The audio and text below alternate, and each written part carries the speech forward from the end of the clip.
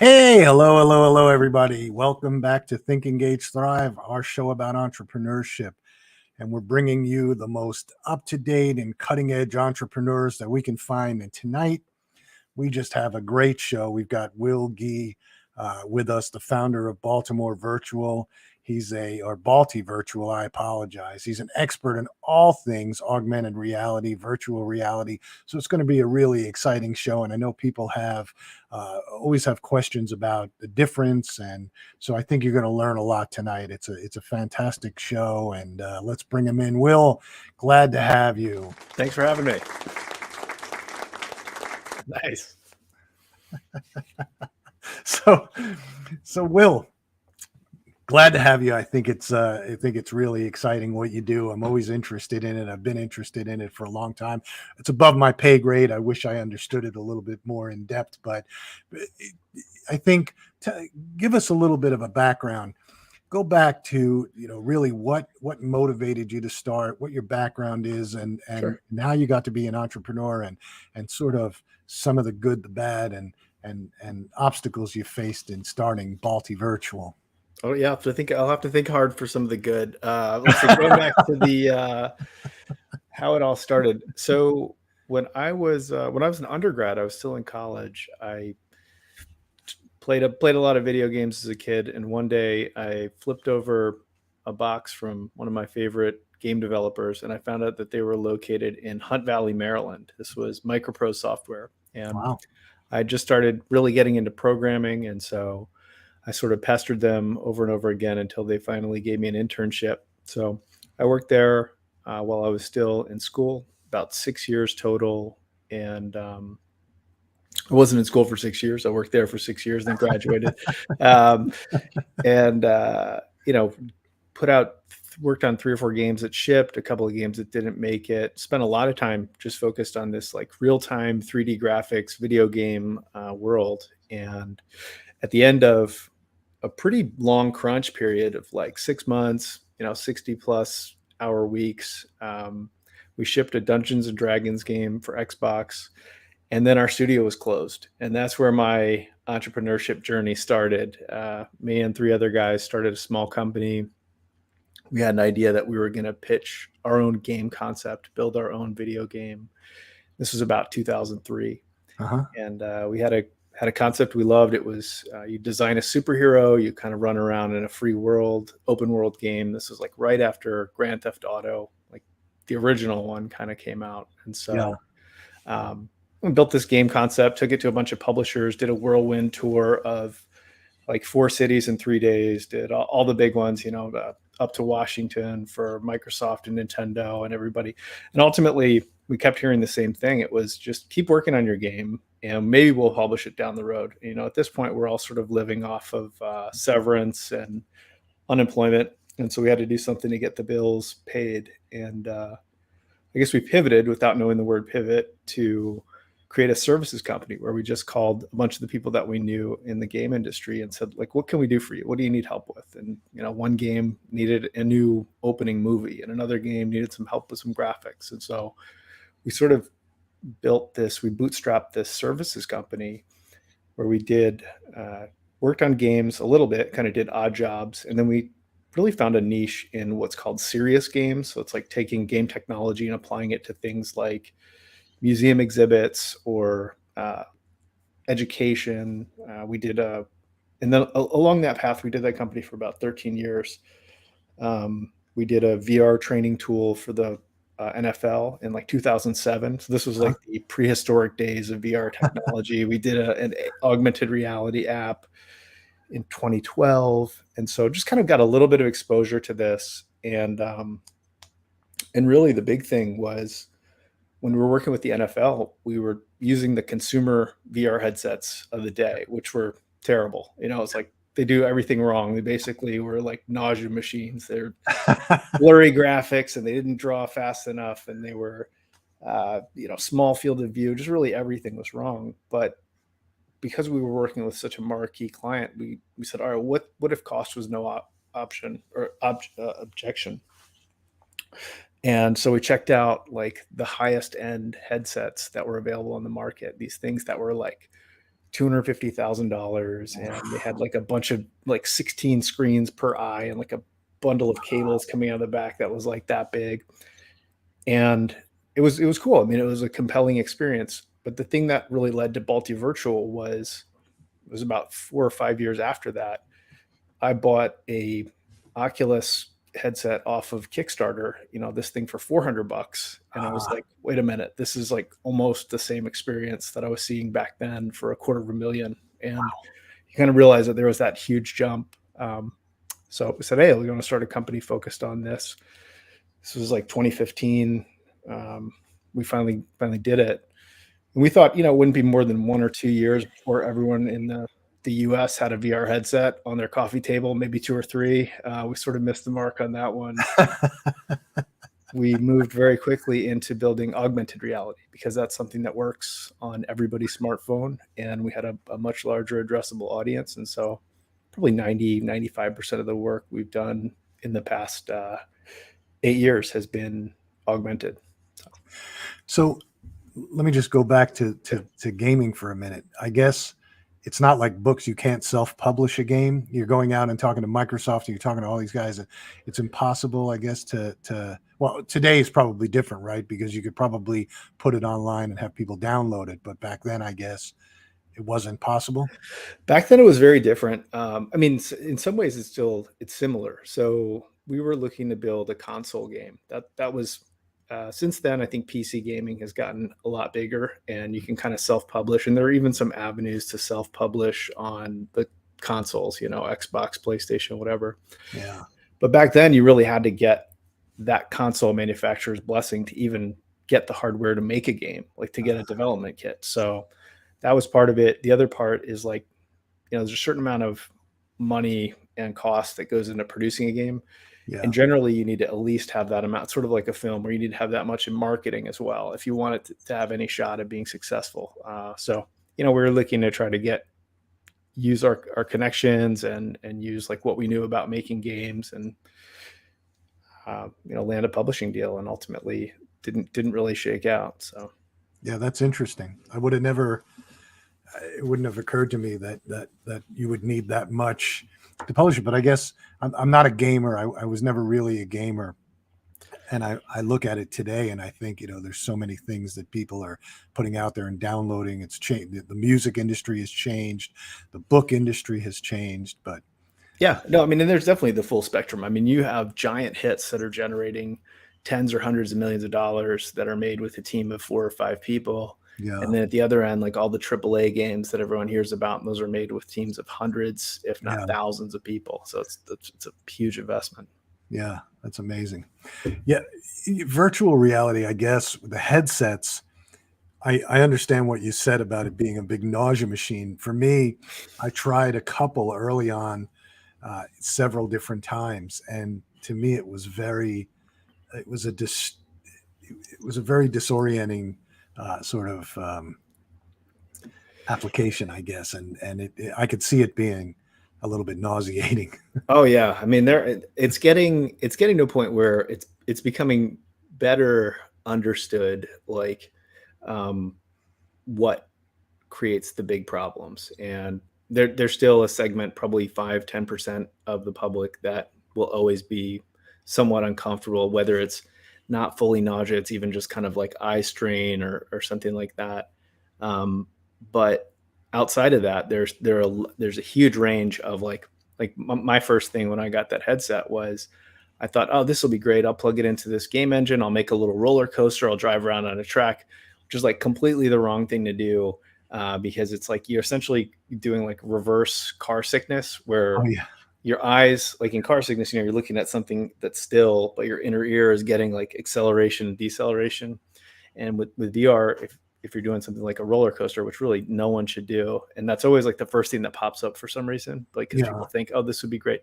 It's like the worst thing you can do, because your eyes are getting all this like sense of motion, and your inner ear is saying, wait a minute, I'm completely still.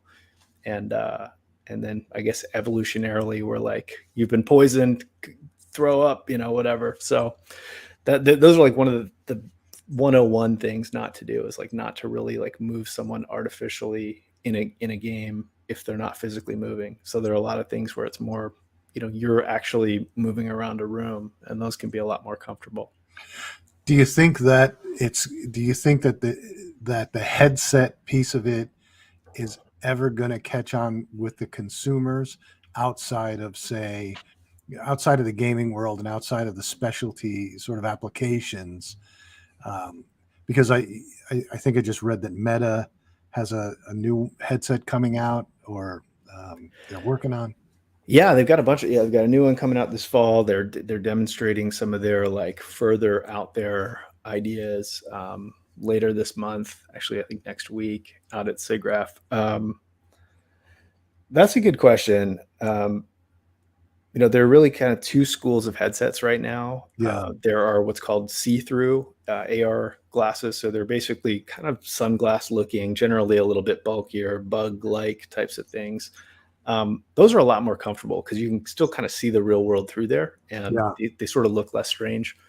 The headset thing, I think that's going to come down to a mindset shift. So I think it's going to be a struggle for people. I don't think people are going to go out in public wearing like a visor anytime soon.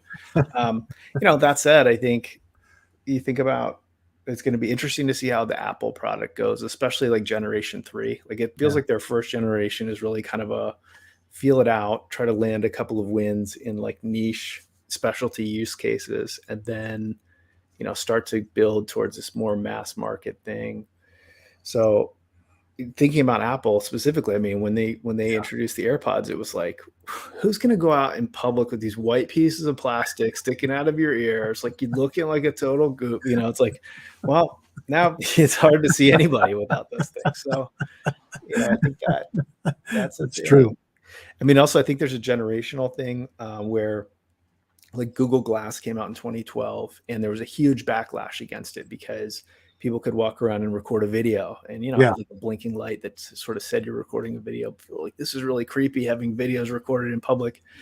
Fast forward to like 2 or 3 years ago, Snap and Instagram both put out glasses that all they do is record video, and it's like, this is, people want it. They're constantly walking around with their phone up. So I guess there's sort of like just a, it's like, who's the target user? And I think I definitely think it's going to take some time. I think probably most likely that type of headset is going to start exactly like you said. Like it's going to be at work, it's going to be at school in a lab for some specialized purpose, kind of like we did with PCs, right? It wasn't like, it wasn't like they just showed up at home one day. It was like people used them at work, they used them at school, and then kind of they made their way. So I would suspect it's going to be similar.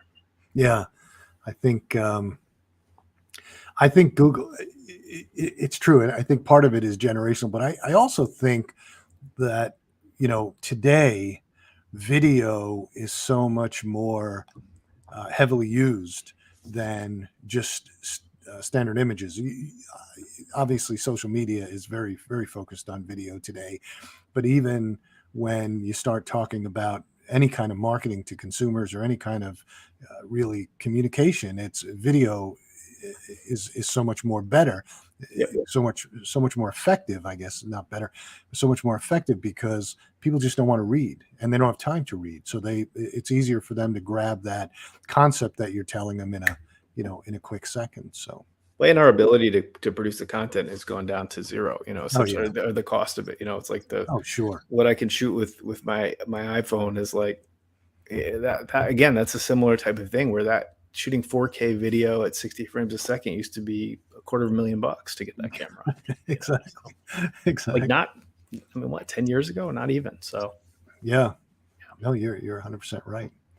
So I have this video that you sent, which we can take a look at. I think it shows what AR is and what it can do. So sure. Yeah, this is kind of our greatest hits video from last year. A bunch of different projects we did. Yeah.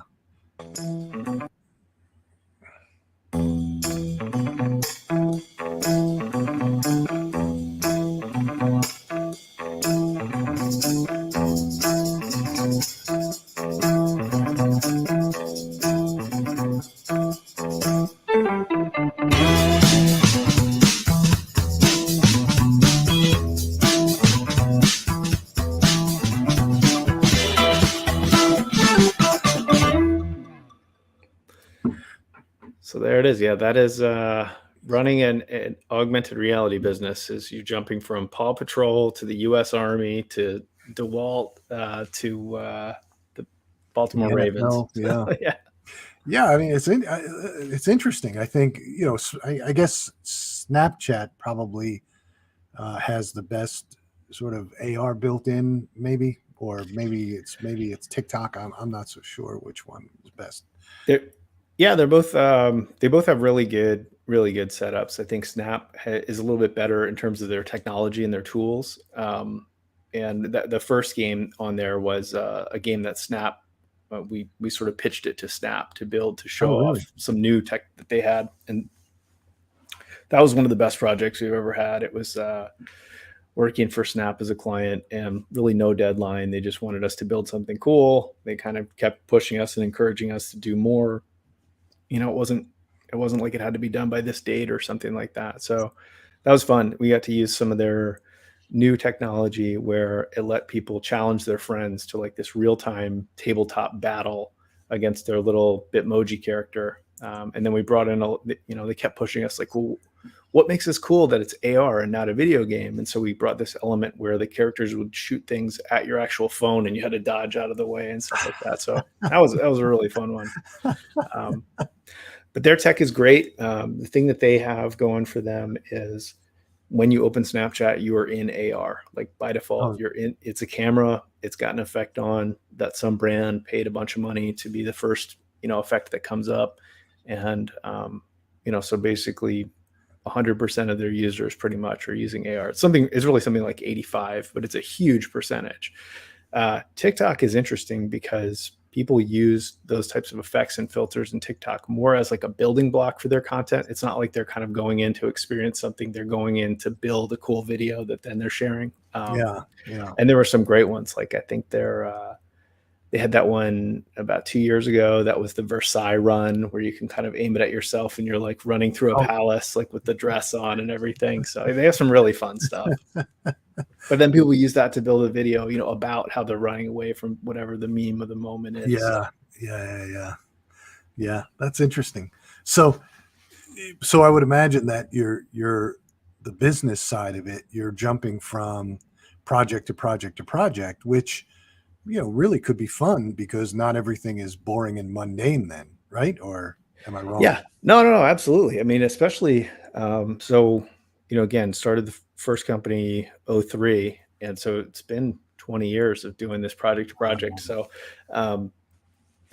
it was a nice change, and it still is a nice change from the game industry where you're working on a single title for 18, 24, 36 months, and by the time you ship, you're just like, I'm so tired of looking at this thing. I don't want to see it anymore. So, we generally work on kind of a couple of months, 2 to 3 month type of cycle. Usually we're doing a few projects at once. And I think as I kind of alluded to from that video, still it's an up and coming, it's an immature industry. And so Right. it's not like you can say, great, I'm going to be focused on AR in like tools, or power tools or something like that. Like there's just, you can't focus on a vertical like that. So it keeps us kind of bouncing around between different things. Yeah. Which I think is fun. Yeah, I'm enjoying it. Yeah. So I would think, what's the most fun you've had so far? Like, what's the most fun project you've had? Well, I mean, so now 8 years in, I'm like, what's fun from a business owner perspective, or what's fun from like a purely tech perspective? What's been fun from a purely tech perspective was that Snap project was a lot of fun. We did some early stuff with Under Armour. That was interesting. We got to build an app for them. We do these great series of kids' toys, like wall decals and stickers that you can scan and they come to life. And those are really great because it's all like top tier licensed content. So we're animating, Buzz and Woody from Toy Story or Elsa from Frozen, and this really cool kind of IP character stuff. And are you doing it for those companies, or are you doing it for yourself and just paying the royalty for the IP? We're doing it for essentially a partner that is licensing that content, but we have to send all of our work to the actual like folks at those companies. So that's been that's pretty cool to like, working with the director or whoever, like they're very protective of their IP, and to get that stuff approved is pretty exciting. So yeah. Well, that's cool. From a business owner, then, what's the most exciting?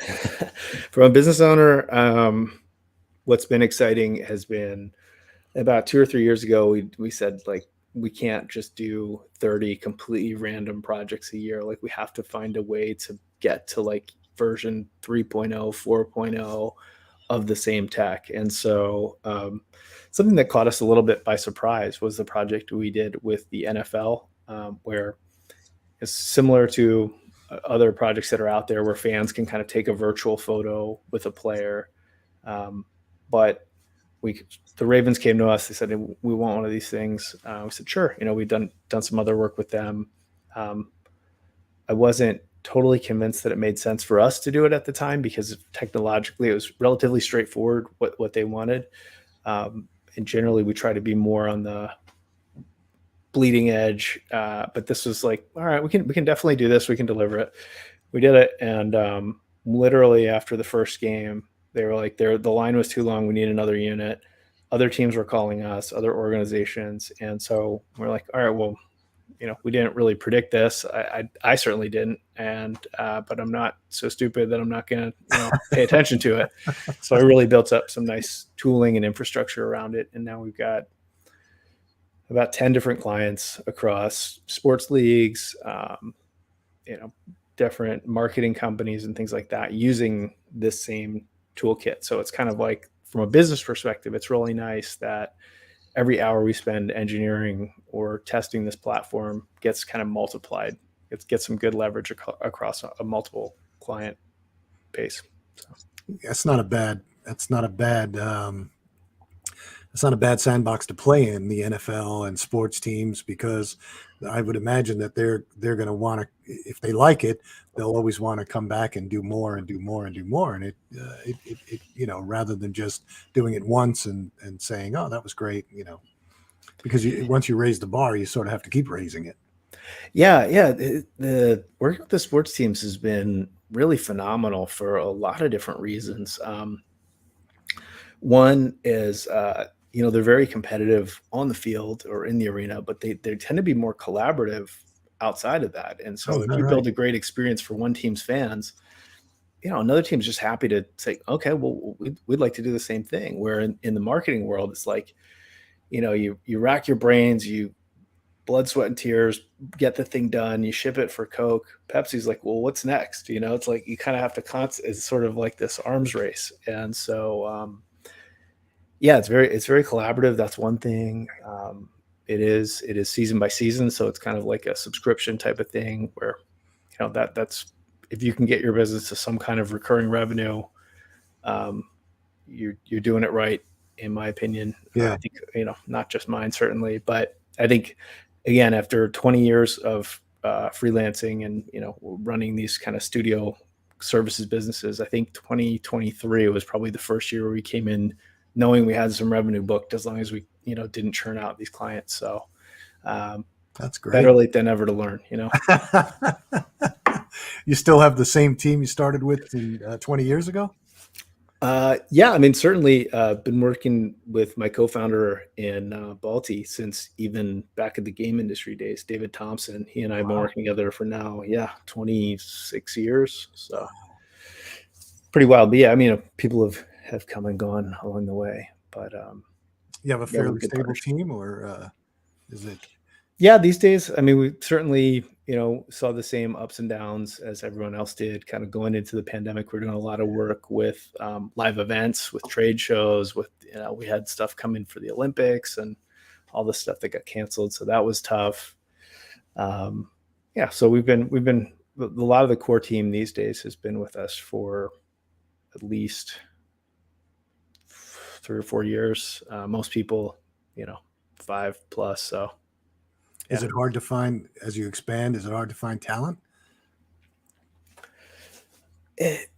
We've always been pretty fortunate that we've found there are really talented folks out there, especially even in this area when now we're completely virtual. We used to have an office, as you know, down in Baltimore Peninsula, formerly Port Covington. Yeah. And this area is pretty good for that, actually, because we've got a lot of game companies, a lot of schools that are teaching that skill set. And so That's right. we were fortunate there. I forgot about all the game companies, because you got ZeniMax and Oh, yeah. yeah. I mean, it all came actually from the company where I worked at kind of the end of it. Microprose, they were founded in the mid 80s. And, as any industry, people leave, start a new company, people leave that company, so there were there's this whole family tree that goes back to these two guys that started this company in the 80s. Well, that's amazing. Yeah. This was like the number 3 spot in the country in the 90s for game development. It's pretty wild. Like, you wouldn't have never thought. No, who would have thought? You would have thought it would have been, I guess San Francisco, maybe LA, maybe New York, or somewhere around there. But yeah, that's pretty interesting. So we talk a lot about pivoting, we've heard it from a number of other entrepreneurs who started out thinking, you alluded to it before, we're going to build this game company. And so how did you know when it was time? Because a lot of times I think one of the problems with entrepreneurs is they get something in their head and they say, this is what I'm going to do. This is what I'm going to do. And sometimes they never see the opportunity to pivot. They just sort of hit the wall and implode. Yeah. Well, I mean, I can't say there's any magic formula to it, because you need some of that, right? Like, so when I said, David and I started this company, and even before, when the 4 of us started the company, everyone else in our lives was like, what are you doing? You go work for somebody, go get a paycheck. Why are you doing this? So you need to have that, like enough of that. Like, no, I think I believe in this. I think this is going to work. Yeah. But kind of always sampling. And it's like, have your hypothesis, be willing to go a certain amount. But I think for us, it's always been, looking at like, all right, am I going to go into some kind of serious debt, or what's the debt? What if the downside completely crashes at this point? Like, kind of managing that and making sure, okay, our worst case is somewhat reasonable. And so that's driven us to make a lot of different decisions over the years. I'd say,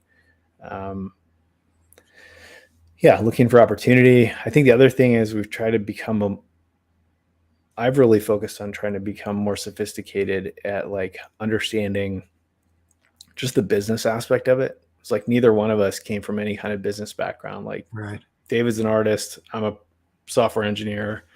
And so like we had good technical and production chops, but then like, all right, what's our sales pipeline look like? What is are we in trouble? Are we not in trouble? And so we've, over the last like 4 or 5 years, started to build like a really nice kind of weekly dashboard where we check in, kind of have a bunch of metrics, and we can sort of tell, all right, are things going really well? Are things not going so well? Where, 8 years ago, we were kind of just looking at our bank balance every week. Like, is this good? Is this bad? And it's like the worst possible, the most trailing indicator you can possibly have, where you're like, well, we have money in there. That's good.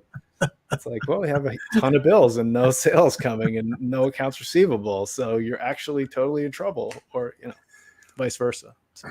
I know guys that are still running their businesses like that.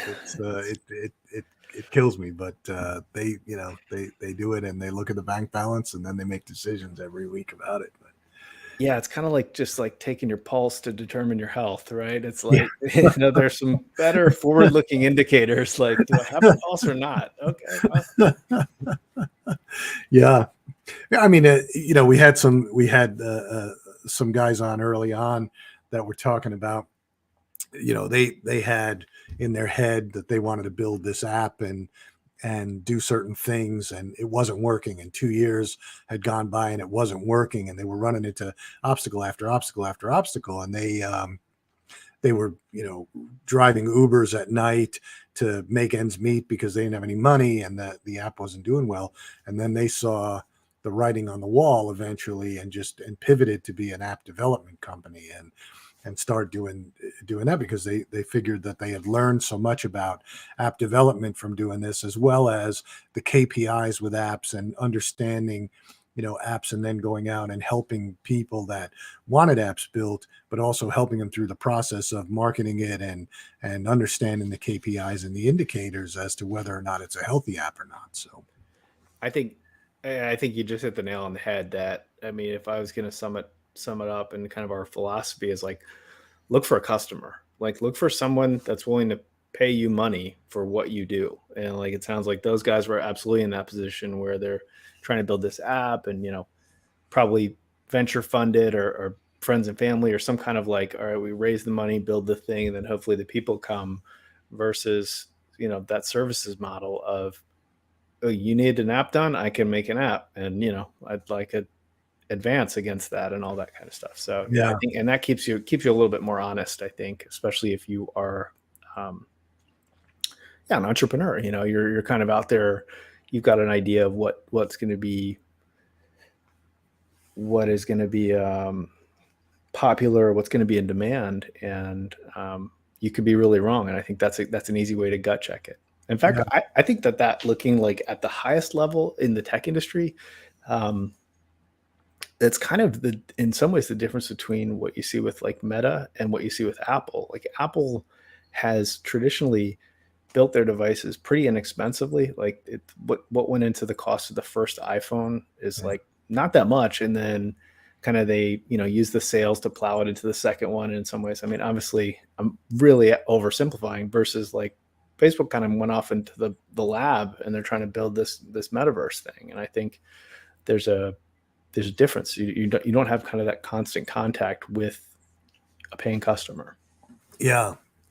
Well, I think Apple's a unique story because I think it was on its last legs in the 90s when Steve Jobs came back. And I think the first step was that computer he did with the different colors. I forget what it was called, the Mac. The iMac. The iMac, yeah. Yeah. And that at least got them back on track. And then he started developing the iPhone and the iPod and these things that became cool devices that we didn't know we wanted until we had it. But versus I think Facebook or Meta is a bit different because they just had gobs of money thrown at them in the beginning, right? Because he proved out the model on the college campuses, and then they raised tons of money. So it gave them a little bit of the ability to do that, so to speak. So yeah. No, I think have these businesses that are generating tons of cash, and they can sort of afford to make all kinds of bets that may or may not make sense. Yeah. I didn't have that luxury.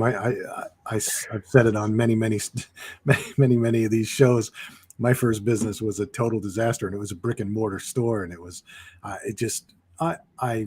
just totally botched it. And I mean, I wound up selling it and making money, but I, just like you were saying before, I could have gone to work for somebody for 4 years and made more money than I made while I was doing that. And that was the impetus to get me down here, because I was in New York then, and went to the University of Maryland graduate school to get my degree and get my MBA. And that sort of gave me a different perspective. And then I wound up from there starting, another company, and I had a little bit different perspective. But that first one, I still, to this day, whenever I'm in business, whenever I'm doing anything, I always think back to what caused me to crash and burn, because it was purely 100% bad decision making, bad leadership on my part, and bad leadership of people, and then bad management of process. I wasn't good at either of those two at the time. And I made some bonehead decisions. So, well, I mean, even just thinking about like, now I talk to a lot of folks that are starting companies and thinking about business and stuff like that, and just what you said. I don't know if this was exactly the case for you, but I know that this is the case out there, that it's kind of easy to do a lot of the things around starting a company, and it's really hard to keep a company going. Like it's relatively straightforward. If you need to go sign a lease, if you want to go hire somebody to like refurb the place, to hang a sign, to run some ads, it's like, but you can burn a lot of money without actually knowing whether or not you have anything. And I think that's the real challenge. Is like, how do you get to that point of is someone going to pay me or not? With the minimal amount of money invested. Yeah, I think in the service business, it's a little it's a little different than it's like the consumer product side of it, right? Sure. Consumer Yeah. product side of it, you sort of go out with your minimum viable product. You try and get the smallest amount of inventory and test the waters and see if it works. I don't know if you know the company Manscaped. Um, Yeah. I think those guys did the greatest job um, of testing that, because when Manscaped came out, they were using just an inexpensive electric razor that they had found, and they created. It was more about the branding, and they proved that they could get customers. They proved that people will pay for it. They proved that people were attracted to their marketing and their marketing message, and then they started to expand and develop their own product, and then now they're a behemoth. I think I think they've raised a couple of $100 million, but I thought they did a great job of doing that. But again, it's a little bit easier in the consumer product side to come out with your minimum viable product. Not so easy on, I think, the services side. Yeah, no, that's true. I mean, I think for us, we sort of, we were doing other things. Like I was doing essentially, all of us were doing pretty much odd jobs when we started Balti Virtual, just to keep some cash coming in the door. But I mean, to that point, it's like, if you have a consumer product, you can, there are some things you can do, right? Like you can build a marketing site, you can build a contact form. Does anybody click it? Does anybody even try to buy your thing? Yeah. Yeah, spend a couple of $100 on some ads and see if anybody reacts to it. See if they want to come to the site and buy the product. And if they don't, it's over. Right. Which I'm obviously telling you what as a marketing guy. I'm like, as a software engineer, it pains me. I just want to think that you go build the best product and people show up and buy it. And I used to think when I was working in the games industry that the sales and marketing guys were just the goose that would come and mess everything up later. Unfortunately, running a company, I've come to realize that you can have the best product in the world, but if you have the worst marketing, you're sunk. And if you have the best marketing in the world and no product, you can actually kind of make your way through. So it's not well, but obviously, like, those are the two extremes, but it can be done. Like, whereas the opposite really can't. So yeah, it's the truth. So given that, you've been doing this now 20 years. You've gone from services to really a different structure of a company in Balti Virtual. Is there been any time during that period where you thought, we're not going to make it? This is our moment where we're hitting a wall. It's not going to work. Oh yeah. I mean, a bunch of times. I mean, I think, probably equal highs and lows, times where we thought, oh, did it. I thought, it's going to be, we nailed it. We're done, exit, whatever. And times when we thought, like, geez, I don't know if this is, if are we going to have to, close this thing. Generally, we've been pretty fortunate over the last 2 or 3 years where we've been able to build like a pretty sizable buffer. We carry a much bigger buffer than I think most companies or most that are in our size, where I never want to be in that position where I have to say, like, sorry, everyone, you got to go home tomorrow. This is over. So we've had times where we've had to lay people off, try to give them, months worth of severance, months worth of heads up, that kind of stuff. But there's certainly been times where we said, geez, we gotta shrink back. I think even just thinking about, like, early pandemic was terrifying. Like, basically all of our booked business disappeared. We've also had times where we've really invested heavily in some partnerships. We were kind of it's like the grass is always greener. Like a services company, you're looking at a product company and thinking like, boy, wouldn't it be nice to just have that mailbox money, that like I don't have to do anything. It's just coming in every month. And then the product guys are like, they're on revision 3 before they put anything in the market. And they're like, it would be really nice to have some revenue right about now. Yeah. And so we've sort of flirted with products at times. And we've gotten pretty close to out over our skis years ago, where it was like, oh, we've really put a lot into this, building this product, and literally zero is coming in from it, and we can't do that. So we've had to like kind of cut back. We've learned a few tricks since then. Yeah. Yeah. Well, we've all had some near death experiences. I think I've had them too many times in my life where it's Friday and, you were supposed to get some money in during the week and it didn't come in, and it's Friday and you got to make payroll, and you start running to the bank and pulling your own money out so that you can make payroll. But during the pandemic, the pandemic was, I think, bad all around. Even for what was amazing to me was, some of our clients are huge billion-dollar companies, couldn't get raw materials, and were obviously it affected us because there was nothing to market, and so we wound up losing. We lost revenue. I think we lost 2/3 of our business overnight. Yeah. And, it was a little scary because we weren't sure what was going to happen, and we didn't want to lay people off. So, a couple of us just didn't take salaries for a year and just paid everybody else, and it wasn't good. I've been there. Yeah, that is not fun. Making no salary. But yeah. Yeah, but you do it to keep everything afloat. But it's it's an interesting world. But I would imagine it's for you.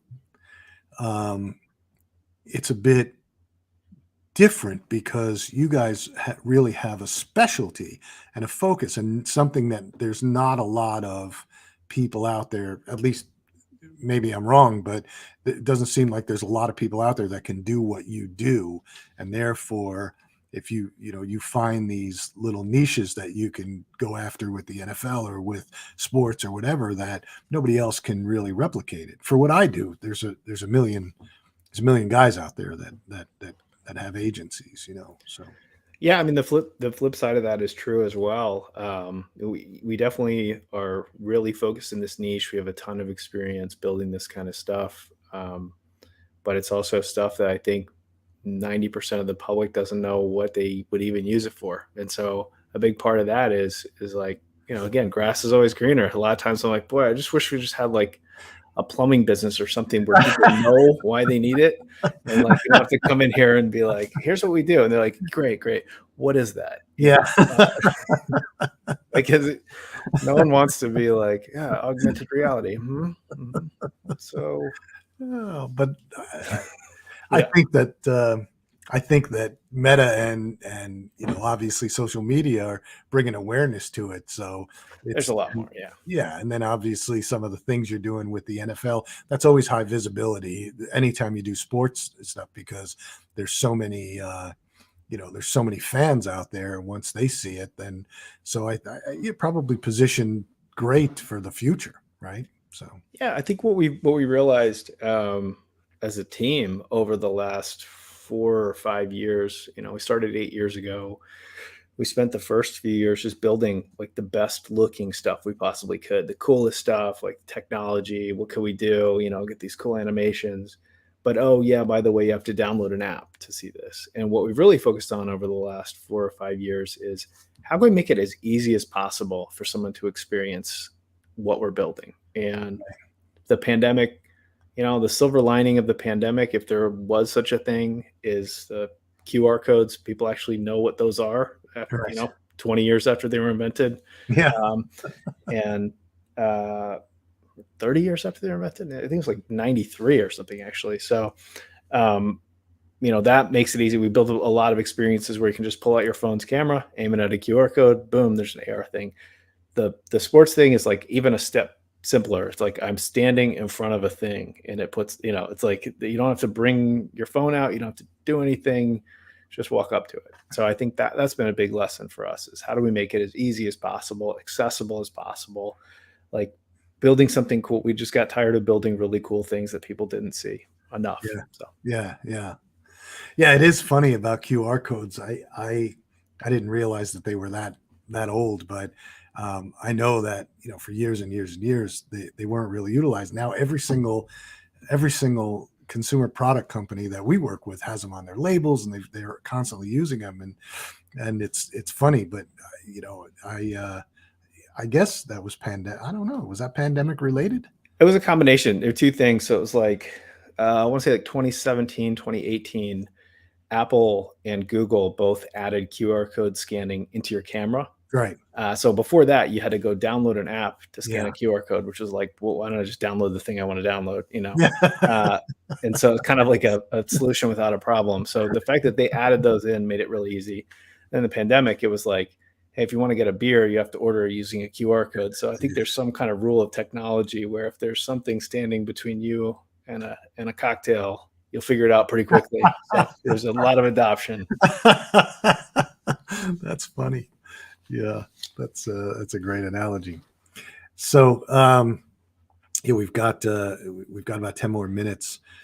So really, if you're a young entrepreneur, you want to go out on your own, you want to start a company. We see it all the time, whether it's technology, whether it's SaaS products, whether it's even a physical product. What do you think? You got any words of wisdom, let's say, for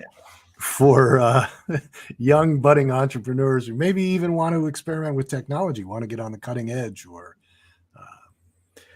Yeah, I mean, I've definitely always been in the bootstrap world. So I mean, that's where my focus is going to be, or my advice is actually going to be helpful. I don't have experience raising tons of money or pitching huge projects or things like that. But I think that that's also been helpful. And that idea of like, how do you get your MVP out? That kind of lean startup. Like, how do you build enough of what you want to build to see if there's actual interest, see if someone will pay you for it, see if someone will partner with you or license the idea. I think there's this kind of misunderstanding, or this like misguided idea that this idealized idea of like the genius entrepreneur who goes off to their secretive laboratory, they build the perfect thing, and then they show the world, and everybody is wowed, and they instantly make billions of dollars. And I don't know if that's from Hollywood or what, but I think a lot of people tend to have that idea. Usually it's like the people, if they're like they want you to sign an NDA before they talk about anything. It's like, oh yeah, I barely have time to run my company. I'm not going to steal your company. So, but, no, I mean, I understand some of them it's important, or, there's a level of safety, but I think the idea of like, test it, find somebody who will say like, yeah, I'll pilot that, or I'll pay for that. And I think, touching on some of the work with sports teams, and I think other kind of marquee or some of the like sexier clients, I think there are a lot of those types of clients that will say, let's do the first one for free, and then you'll get paid on the second one. And I think the key is, can you get paid on the first one? Can you get someone to actually give you not a promise of future revenue or marketing or whatever? And sometimes you have to do the first one, or you have to get that logo on your website to build that credibility where you can get someone to pay you. Like, I understand that, but sometimes, getting out of that, like failure to launch, staying in the lab, constantly doing demos or doing things for free, get somebody to pay you money. Like, I know that's not the most, intellectually advanced advice for starting a business. It's literally the definition of starting a business. But, I think that's super important, is finding paying customers. I agree with you. I don't think it's so, out of the realm, because if you can't, if somebody doesn't see what you have, and they don't see value in it enough to pay for it, then do you really have a viable product? Anybody can do anything for free, and anybody can sell anything. We in the consumer product side, we always talk about that. You can give anything away for free, but it doesn't mean that it's a good product just because you gave it away. Yeah. So I agree. Getting people to buy your product, getting people to give you feedback on that product, getting your minimum viable product out there. I think too many young entrepreneurs today get enamored with these stories of the the Elon Musks of the world. Right. The genius founder came out of nowhere, Yeah, raised billions of dollars, and these guys think they're going to put together a great business plan, a beautiful business plan, walk into the room, and the VCs and the PE guys are just going to start throwing money at them. And number one, you don't really want that. I've been down that road too many times, and it's a miserable experience going out and raising money. It's terrible. It's bad for your psyche. It's bad for your business. You spend too much time on it, so you're not focused on your business. And then the strings attached to it are just almost detrimental. Yeah, you're starting a process that is gonna resolve itself in 6 or 7 years, one way or another. Like you've started the kind of doomsday clock of, are you going to sell this thing, or are you going to run out of cash, and kind of, you don't have a lot of time to pivot. I think the other thing too, just for thinking about, advice, kind of the other end of the spectrum too, is I think there's a lot of daylight between a good idea and a good business. I think you can have a great idea or a great product, and it just can be a terrible business. Like there just might not be good financials behind it. There might not be enough paying customers. The analogy I always think of is there was like a Simpsons episode where I think Homer had a business selling bacon grease. And so he's buying bacon and then, cooking thousands of dollars of bacon and selling 5 cents a cup of bacon grease. And so it's like, do you have one of those types of business where you're kind of upside down and you're building something that people want, but it costs you 100 times what you're selling it for, or something like that. So. Yeah, I think that's a good piece of wisdom. I also think that too many guys get enamored with raising capital right away, and it's almost like a badge of honor. I started this company and I was able to raise $10 million. Okay, great, but it's not your company anymore. You don't have any, and frankly, you don't have any control anymore. And it's not really a badge of honor. It's an albatross, because you're not going to be able to make the decisions you want to make. I read a great piece on Hacker News about 2 weeks ago, and it was suggesting that, we always see these press releases, such and such a company just raised $100 million from this VC to do this cool thing. And they suggested really what's happening there, if these articles were written honestly, it would be such and such a company has still not figured out how to earn money or be profitable. So they needed to sell part of their company and get a loan in order to do, and it was like, oh, instead of like a win, it's kind of like you haven't quite figured it out yet. Yeah. No, that is an excellent point, because if you're profitable, if you can create a business where you're profitable every month and you're generating cash every month, then you don't really need to raise capital. There's other opportunities to get it. You can take bank loans. You can get other ways to get capital into the company. You can even sell more. But just thinking that you have to go out and raise $5 or $10 million, and again, I've seen it too many times, and I've been involved with it too many times, and it's just, it never turns out the way you think it's going to turn out. So, no, I agree. Yeah, it's a rough way to go. I thank you for coming on. I think it was a great discussion, and I love what you did. In a split, flew by. So yeah, great talking with you. Yeah, I love what you do. I love the company. I love the whole.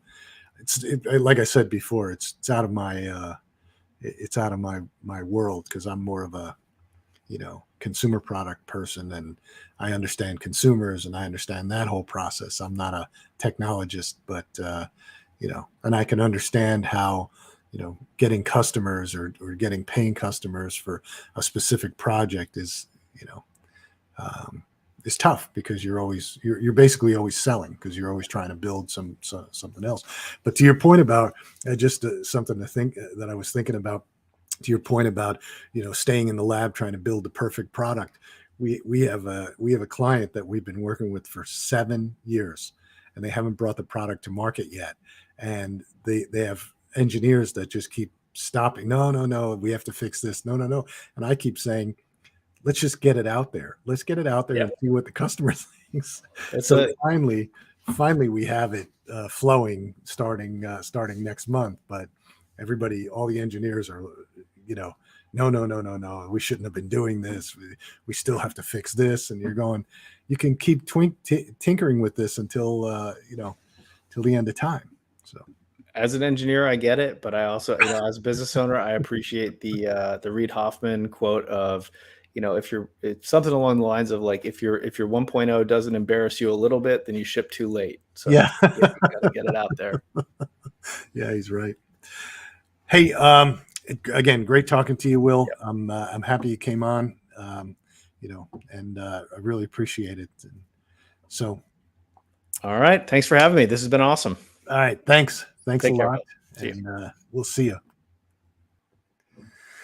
Hey guys, again, great show. I think a different perspective, service business, and on the technology side, we've had on SaaS companies, and we've had on app companies, and we've had on all kinds of things. But this is a little bit different, but also cutting edge, very cutting edge.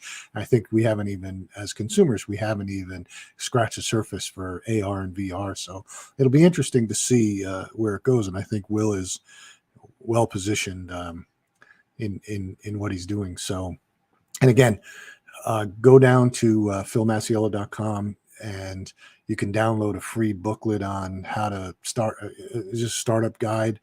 It's free. Again, it's free, based on years and years and years of doing different startups. And so I think it'll help you figure out how to grow your business or how to start your business and what the key things you want to think about, not overcomplicating it. So, but thanks again, and look for us next week. We've got a great guest coming up next week, and the week after we've got some cutting edge technologies in AI, and some really good shows coming up. So thanks for tuning in, and we'll see you next time.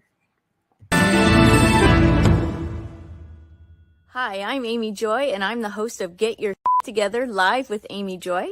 And you can catch me every Thursday at 4 p.m. Pacific on the amazing Trajectory channel right here on E360 TV.